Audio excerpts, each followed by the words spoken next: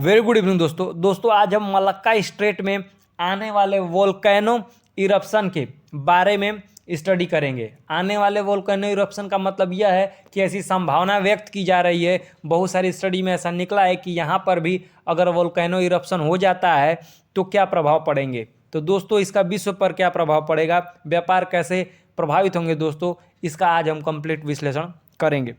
तो दोस्तों Malacca Strait maritime routes का एक इम्पॉर्टेंट स्ट्रेटेजिक की फीचर्स है। किसके लिए? इंडो पैसिफिक क्षेत्र के लिए मैक्सिमम, मतलब इंडो पैसिफिक क्षेत्र का जो मैक्सिमम ट्रेड की बात की जाए तो इसी रूट से होती है। तो यह क्या है, उस क्षेत्र का सबसे इम्पॉर्टेंट की फीचर माना जाता है। यह स्ट्रेट साउथ चाइना सी को बर्मा सी से और इंडियन ओशियन को पैसिफिक ओशियन से जोड़ने का कार्य करता है। ये आपको याद रखना है। कौन? Malacca strait. आप दोस्तों मैप में दिख भी रहे होंगे मलक्का स्ट्रेट दोस्तों, जहाँ पे एरो बना हुआ है स्ट्रेट ऑफ मलक्का है। ठीक है दोस्तों, उसका क्या कार्य होता है कि इंडियन ओशियन को पैसिफिक ओशियन से जोड़ने का काम करता है। अच्छा, इससे क्या होता है?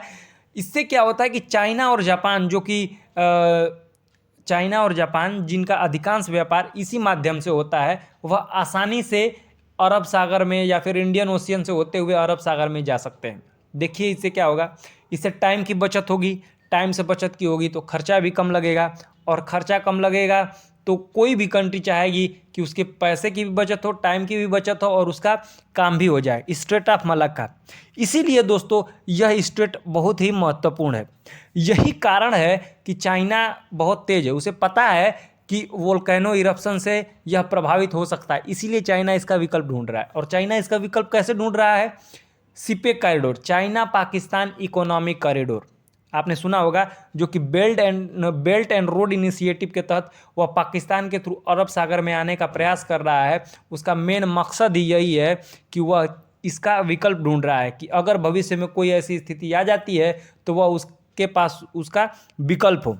इसके अलावा अगर मलक्का स्ट्रेट की बात की जाए दोस्तों, तो यह इंडियन ओशियन को साउथ चाइना की सी के साथ जोड़ता है, और यह स्ट्रेट लगभग 800 किलोमीटर लंबा है। यहाँ से लगभग विश्व की 60% से अधिक ट्रेड होती है।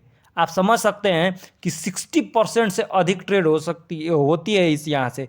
तो अगर यह प्रभावित होता है तो पूरी दुनिया प्रभावित हो जाती है, वर्ल्ड में केओस आ सकते हैं, ऐसी परिस्थितियाँ बन जाएंगी।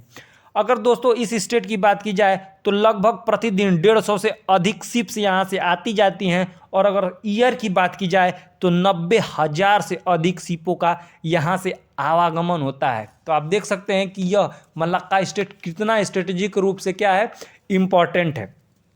अगर दोस्तों मलक्का स्टेट की सबसे ज़्यादा इंपॉर्टेंस की बात की जाए तो यह चाइना और जापान के लिए सबसे ज़्यादा इंपॉर्टेंस की बात है, क्योंकि इसी के थ्रू वह इंडियन ओशियन में प्रवेश कर सकते हैं आसानी से। और इससे क्या होगा कि उनकी, मैंने पहले ही बता दिया कि उनसे उनकी बचत होती है। तो यही कारण है कि यह उन दोनों के लिए इम्पॉर्टेंट क्षेत्र है।